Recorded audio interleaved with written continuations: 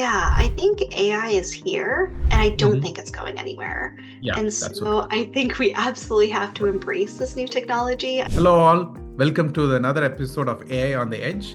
She's the architect behind City's data privacy and AI governance programs. She brings a unique perspective from government and how AI can be used responsibly while maintaining public trust and regulatory rigor. The change is bigger than industrial revolution. It is a tide and going and seeing how to leverage it than fight it is very critical while balancing the trust and privacy. Where the magic happens is where AI Right. systems are collaborating with each other to Absolutely. exponentially increase our efficiency.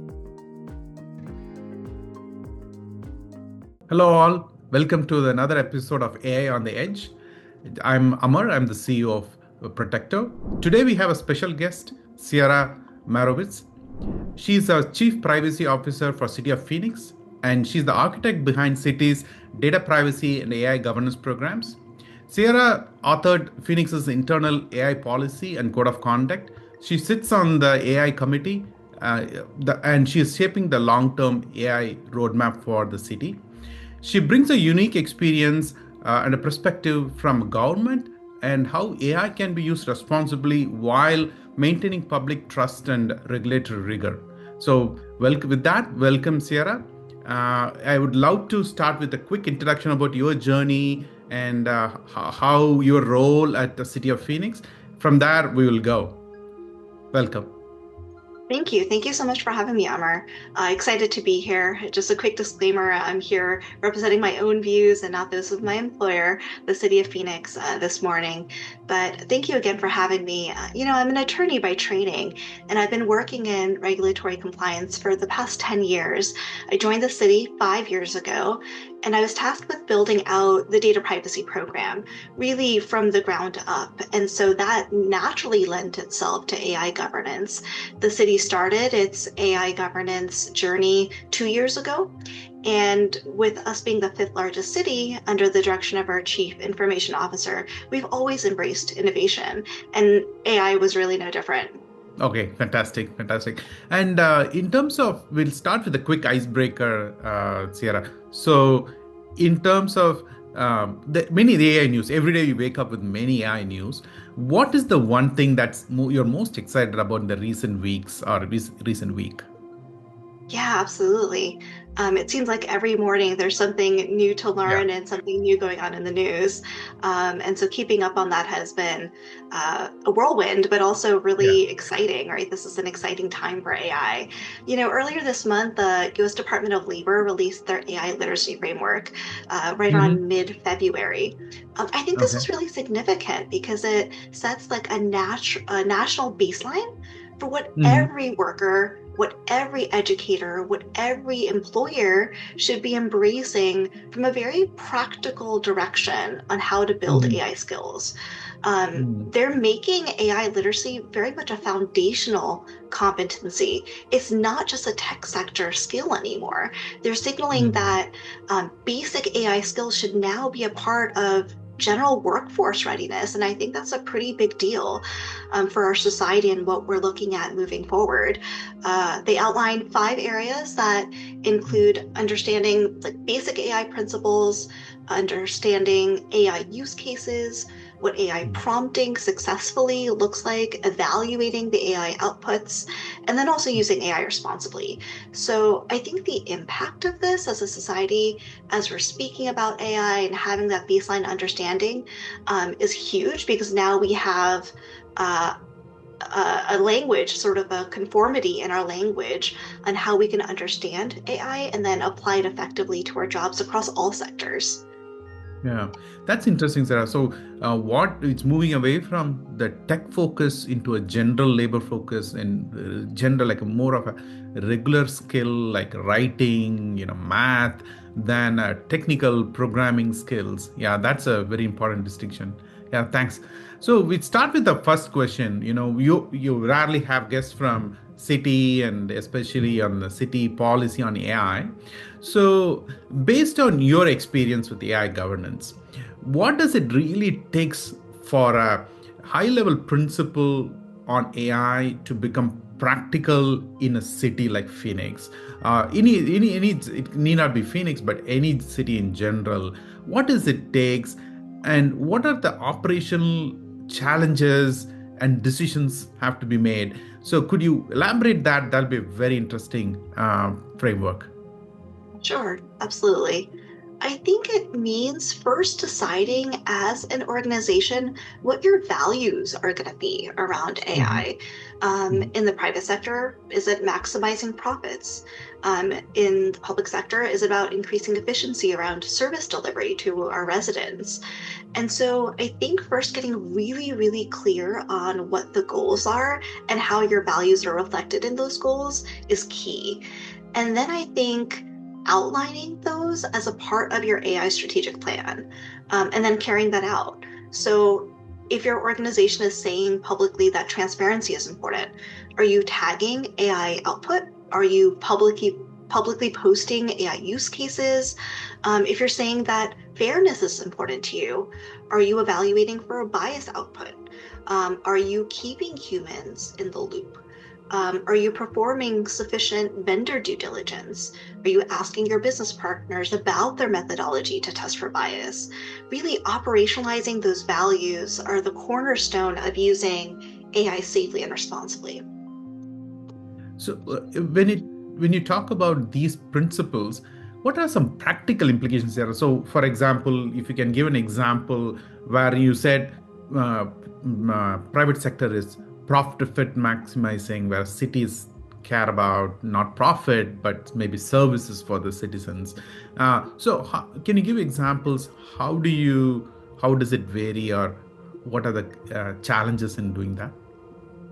Yeah, so I think there's a fundamental shift, at least when I came from the private sector into the public sector. Mhm. It's not about, the public sector is about serving our residents and making sure that Right. we're doing right by our people. We're using taxpayer money every day. And so Mhm. transparency is a cornerstone of what we do because we want to ensure that our residents understand that whatever we're doing is for their benefit. We're using those taxpayer money with approvals to make sure that we are serving them to the highest possible way in the highest possible way we can. So Mhm. in using AI, it's Mhm. about getting better and more efficient and faster at our jobs so that we can provide better services to our Mhm. residents. And Mhm. sometimes those services will be opportunities for them for different community programs that we offer. It might be in their paying their water bill online. Mhm. It Mhm. might be providing different library programs and using AI to get grants for that. So Mhm. it means using AI in a way at its very most fundamental level to help our residents. Makes sense. And we talked about bias also. How can a bias creep in a city AI policy or city AI use? Yeah, so I think bias is a problem that all organizations are facing. There's Mm. bias in the data set that's going Mhm. into the Yeah. LLM. There's Right. bias of the data scientist who's working on the actual algorithm that the Yeah. LLM is working off of. There's Right. bias on the output on the vendor third party side based on who's looking at it, right? Everyone's looking at data through a specific lens. Mhm. And then when it finally comes to the city, our organization, there could be bias on how that output is interpreted. And so getting Mm. really, really clear of what level of risk is acceptable and what's Yeah. not acceptable. We say very clearly that we will always use AI to benefit all of our residents and not one particular group over another, and to use it in a way that will make all groups and all residents' lives easier. Obviously, we want to comply with laws, but we're acutely aware of potential, discriminatory effects of AI. So we always want to make sure that we're combating that from the get-go. Okay. So it is more of making sure that AI is uniformly used and also applied in a way that it doesn't discriminate decisions or in the form of data sets or availability or in terms of decisions we make as a government or a city doesn't affect one population more than the other population. That kind of a bias makes sense. Makes sense. Um, the follow-up question I had is, this is a complex. What you're working is a complex where you are balancing not just a profit or maximizing utility, but this is something about I have to balance AI utility, AI application, the bias, transparency, and many other parts, and of course upholding trust. Where do governments or other cities or in general people talking about government get it wrong when it comes to AI, right? So when it comes to AI governance, there is no yes defined uh, policy. There is a policy, but there is no defined framework. There is no defined regulatory frameworks or compliance frameworks. Even with that, how do cities? How are cities thinking? Where do they get it wrong, from your perspective?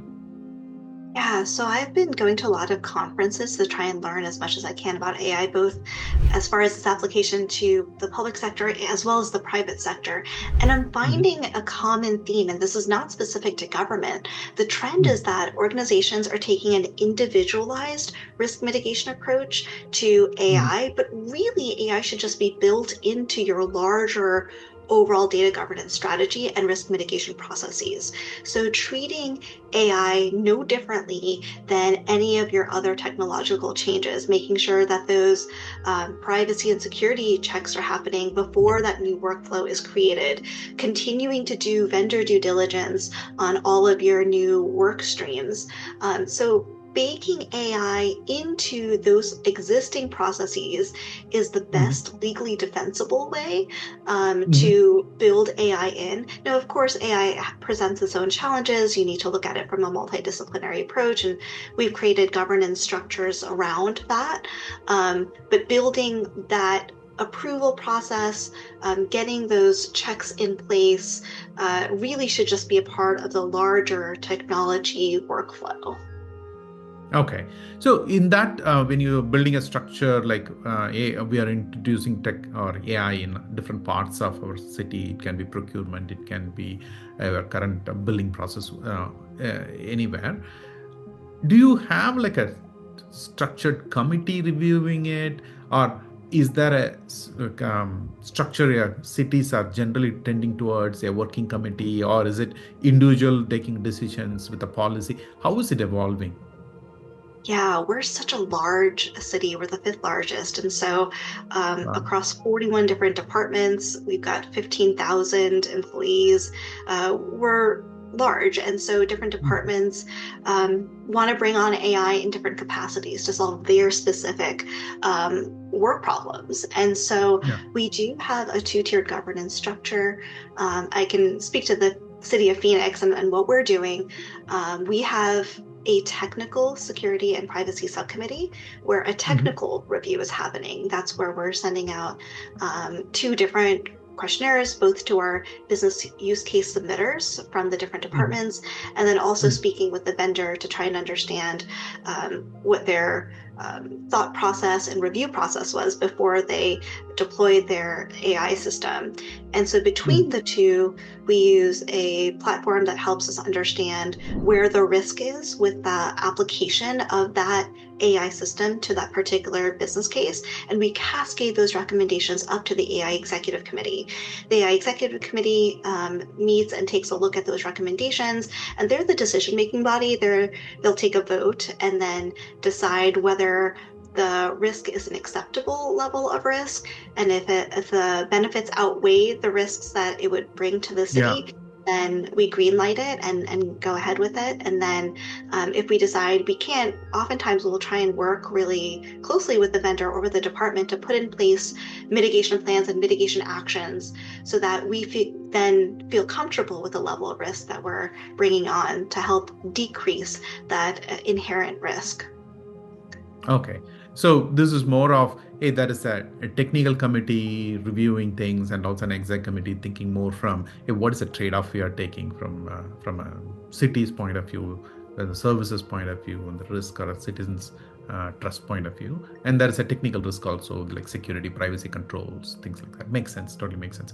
And when it comes to risk assessment, do you use any frameworks like NIST, or you have developed your own, or is it, as we speak, it's developing? Any insights, that'll be great.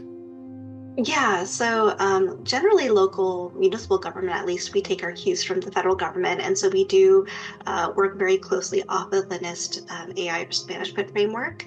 Though Uh-huh. we have created a sort of bespoke City of Phoenix risk taxonomy. And so we have borrowed controls from other frameworks as well that we believe will help us make efficiency decisions and kind of aligns with our own values. So we want to make sure that security is really at the top of our mind, at the forefront of everything we do. Same with privacy. So we've aligned Mhm. the NIST AI risk management framework with the NIST 853 medium security controls, which also Mhm. maps really nicely to the NIST privacy framework. So there's like a nice synergy across Mhm. the three when we're applying these various controls to our new technology we're bringing in. Okay. So do you develop these things independently, Sierra, or you are going to collaborate with other cities, or how does this whole thing work? Because you are the fifth largest city, you are some way setting the tone for the smaller cities, but similarly, other cities also be thinking when it comes to frameworks and this kind of trade-offs. Yeah, we're a part of the GovAI coalition. And so there's a lot of collaboration that goes on between other cities and a lot of discussions and conversations around, well, what are you putting in your procedures? How are you evaluating use cases? What are the questions you're asking as a part of that evaluation?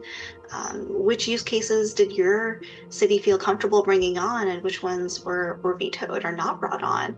So those are Hmm. conversations that are definitely ongoing, and that's across the country. And we feel really grateful and lucky to be a part of those discussions. Okay. So it's more of thinking from, hey, this use case is we have reviewed and this is the risk and we are willing to take the risk for the utility where the citizens are going to get. Then that you kind of share it with other cities and they also take that as a starting point. That totally makes sense. And in terms of your journey in the last the AI is moving so fast, but what are the lessons you think you learned in the last few months or years of working in AI and city, that will be helpful even in private sector as well. Yeah, I think AI is here and I don't Hmm. think it's going anywhere. Yeah, And that's okay. so I think we absolutely have to embrace this new technology. I know Right. I hear a lot of fear around it. I do brown bag trainings for the city. And so a lot of the questions we get is just around, Mm. how do I use this? How do I use this in a way that's safe? What's acceptable? What's not acceptable? Am I going to lose my job? Right? Everyone's sort of thinking about that. And so there's just a lot of fear around this new technology. And Right. so I think embracing it and slowly implementing it in small ways in your own life will only help you in its Right. application to your, professional life as well. Makes sense.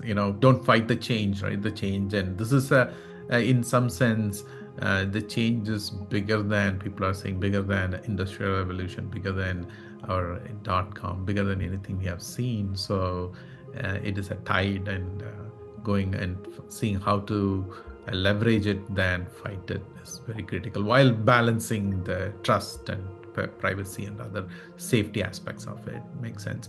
Looking ahead, Sarah, what are the changes or cultural shifts necessary in the next few years?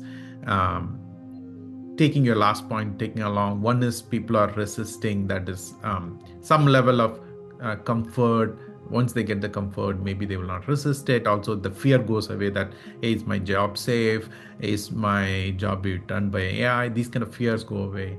What are the some of the operating models or cultural shifts that is necessary in the next few years, if we want to make the AI adoption grow? I love to get your perspective. Yeah, for sure. So I think accepting the benefits that AI brings while balancing Mhm. that protection of the public, right? The public has entrusted us with their data, and Right. we need to be uh, mindful of how we're using their data. It obviously has to be in a way that preserves the trust that they've given us. I always Right. say that it takes decades to build that kind of reputation, really just moments to lose it. And That's so so true. building those, controls, those privacy controls, making sure that that's at the forefront of our mind. Of course, I say this right as the chief privacy officer, but I Mm. think privacy is important Yeah. in any technological innovation. But Right. really accepting those benefits, but doing it in a way that's protecting the public and their data. Um, and embracing the innovation in a way that's like safe and responsible, right? So Yeah. understanding the technology itself, understanding Right. and being able to explain the output, right? Explainability is so important. That's Um, true. rejecting black box models. So being able to own the technology and the application of that technology within the organization, I think is so important. And then on the fear aspect, not being afraid of the power and the potential of the technology itself, and embracing the potential, the impact, right? The impact of how Yeah. much better, quicker, faster it's going to make all of us at our jobs. Makes sense. You mentioned transparency a few times. How are you tackling transparency? Because people in the city, some people are very enthusiastic about AI, some are resisting, some are having a fear. So, how do you handle transparency when you're applying AI or you started using AI? And what type of comfort um, does it give, or what is the balance of what type of transparency, what type of details gives people comfort? Any insight on that, Sarah, will be very helpful. Yeah, so we publicly state on our website that we are using AI. We're using Right. AI to provide the highest quality services back to our residents. Mhm. We explain what our values are around AI, what we stand for, how our city mission statement and values are directly reflected in our AI mission statement, our AI values, and then how that translates into our transparency notice, which is right underneath our AI values, all Right. publicly put. So we're telling the residents, our people, very clearly that Mhm. we're using it and we're using it to do our jobs better, to serve you better. And then we take it a step further, and then we've listed out different use cases within the city. Here are the ways in which we're using AI to better service delivery for the city and for you. And I think that's Right. compelling because it takes AI out of the abstract and Right. creates a very tangible, concrete list of use cases for the residents to understand how AI could benefit them. Yeah. So more of telling it how we are going to use the data, or what services, how we will treat the data in AI, how to take care of privacy in AI is from the policy standpoint, being transparent about it. From the use case point of view, hey, what are the benefits you are going to get, and how we are applying for your services. The services could be paying a bill or finding the information about something. We can give a better transparency, a better utility, and give the transparency about where the AI is being used. Give certain level of comfort. Yeah, this is how my data is being used. This is the benefits I'm getting. This is how the city made a decision, or a government making a decision on AI. It totally makes sense. In terms of looking ahead, Sarah, what are the um, other interesting or developments that is shaping again in AI, that will help us move forward, right? One is the policy side. You mentioned that government has come up with something like a labor has come up with how we think about AI. Any other technological things you're excited about? You mentioned a few times that, hey, it is becoming from a technical skill into a more of a standard, like regular labor skill. Any other technological direction that you're excited about? Love to talk about it as well.